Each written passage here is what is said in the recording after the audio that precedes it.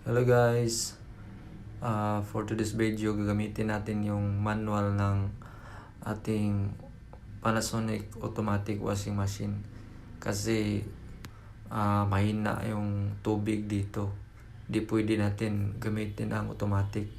So kaya yung ginagawa natin is nilalabhan na lang yung mga damit manually, tapos pagkatapos labhan tsaka mo na ilalagay sa washing at gagamitin yung manual na spin para mas madali na matuyo dahil lalo na sa panahon ngayon na laging umuulan.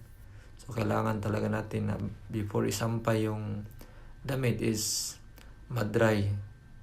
medyo madry lang siya sa ating washing. So ito yun guys, nilalagay natin sa washing yung mga nilalabhan na damit manually, gamit lang ang kamay. So at least yun mas madali na siyang matuyo dahil mayroon naman tayong manual process. So yung ginagawa natin ganito lang, after masaksak, turn on natin yung power, tapos pindutin nyo doon yung process,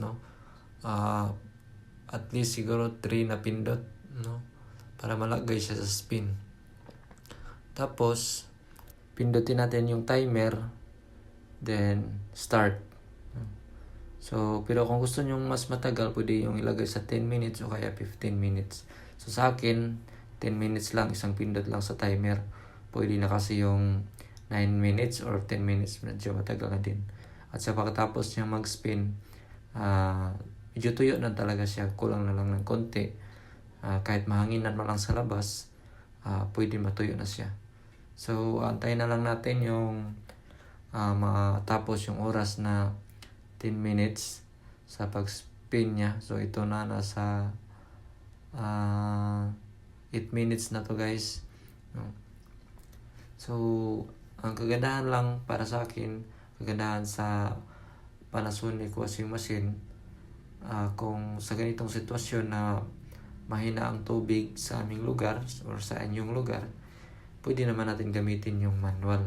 Manual din yung paglalagay ng tubig, manual din ang pag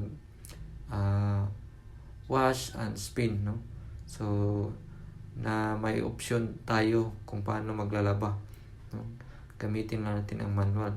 Kasi yung naka-automatic siya, kailangan talaga na mayroon siyang stable na tubig, medyo malakas din yung tubig para ma-perform niya yung automatic na process. So sa ganitong sitwasyon, para sa akin, mas mainam kaysa buong process ilalabhan mo yan manually. So ito yung kagandahan para sa akin. So antayin na lang natin matapos ito guys. Just wait for at least 1 minute bago matapos yung ating video.